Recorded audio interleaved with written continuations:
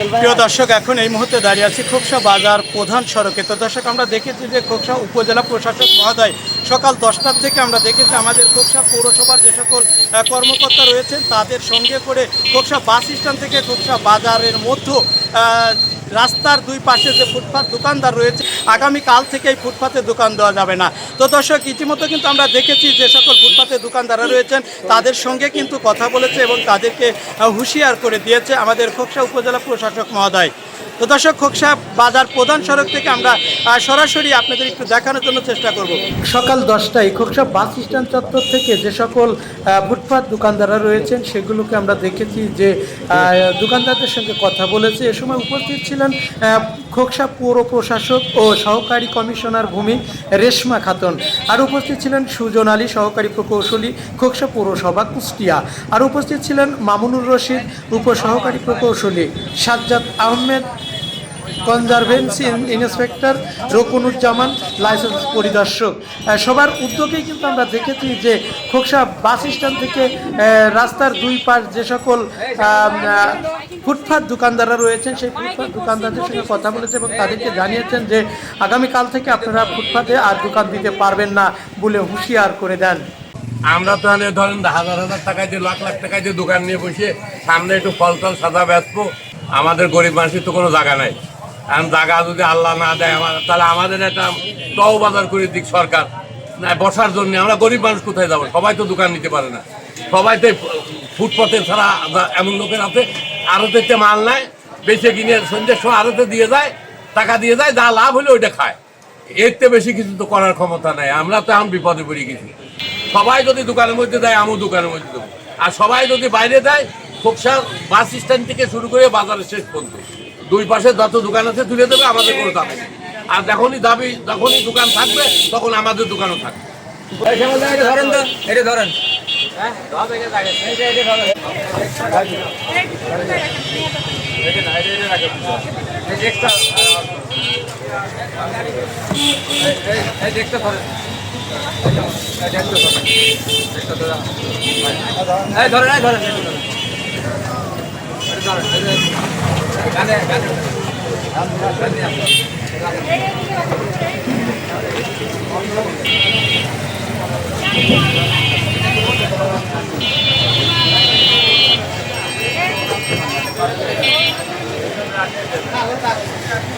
দোকান দেওয়ার কারণে তোমাদের কি কি সমস্যা হয়? এই ধরেন আমরা রাস্তায় যাতায়াতের সময় বিভিন্ন প্রকার ভ্যান গাড়ি, বিভিন্ন গাড়ি চলার সময় আমাদের গার ভেতর চলে আসে, অনেক যাওয়া আসা হাঁটা চলা অনেক সমস্যা হয়। এর ফলে আমাদের অনেক পড়া লাগে। এর জন্য আমাদের ঠিক মতো কলেজ যায় সময় মতো পৌঁছাতে পারি।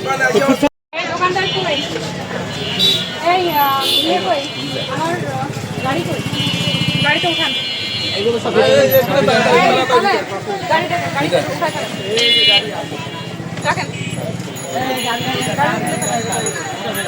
আপনাদের কতবার বলে গেছি যে ফুটপাত এভাবে রাখা যাবে না, রাস্তায় মানুষ থাকতে পারে না।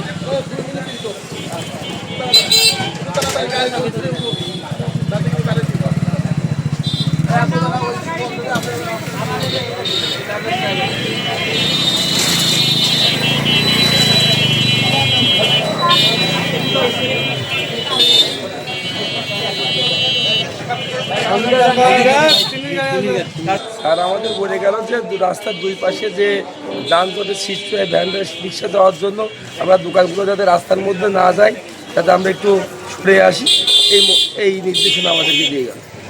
তো আসলে আগামীকাল থেকে আপনারা কি দোকান ভিতরে আমরা অবশ্যই যাতে রাস্তার মধ্যে না জ্বালাই, একটু আমরা সবাই একটু দোকানটা একটু পাশ হয়ে একটু তাদের নিয়ন্ত্রণের মধ্যে চলে আসি। এই ফুটপাতে দোকান দেওয়ার কারণে কি কি সমস্যা হয় যদি একটু বলবেন? হয় একটু ভ্যান রিক্সা মানুষজন যাতায়াতের বিভিন্ন রকম বিঘ্ন ঘটে। এটা আপনি পরিষ্কার হোক চান কিনা? এটা অবশ্যই চাই যেটা পরিষ্কার হোক, এটা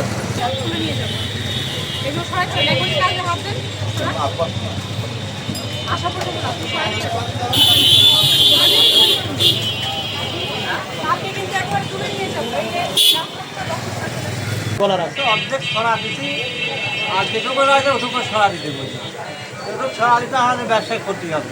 জেলা প্রশাসক মহোদয় কি বলেছে যদি একটু বলতে? একদম খারাপ ড্রেনের পথটা একদম ক্লিয়ার সবাই কোথায় দিতে বললেন? ওইটা ভিতরে আপনার ড্রেন বাদ দিয়ে আপনি থাকেন এই বিষয়ে আপনার করণীয় কি আছে? এই বিষয়ে করণীয় আমরা অর্ধেকের বেশি ছেড়ে দিয়েছি অল্প একটু রয়েছে পাশে এটুকু ছেড়ে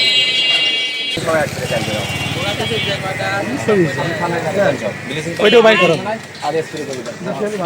ড্রেনটা পরিষ্কার করতে হবে। ড্রেন সব করবো না। গাড়ি নিয়ে যান, গাড়ি নিয়ে যাও।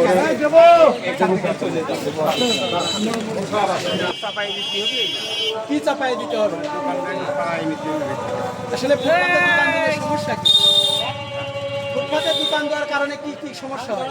সমস্যা এই যানবাহন রিক্সা মিক্সা এগুলো আর কি মোটামুটি যাওয়া আসা যাইতে হয়। খোকসা পৌরসভাকে মডেল বানাতে এরকম কাজ অব্যাহত থাকবে।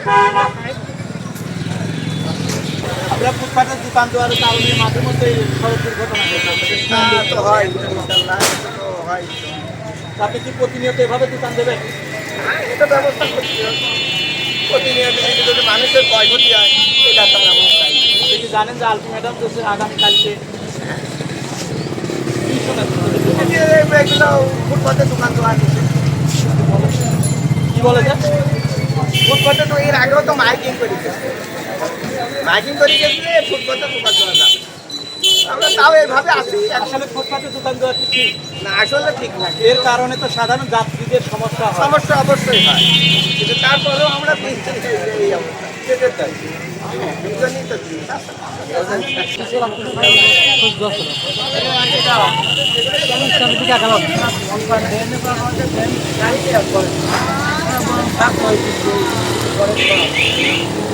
তো এখনো সরান নাই কেন? সরাবো একা এত সরাবো না, ছেলে আসতে ছেলে আসতে পরে সরাবো।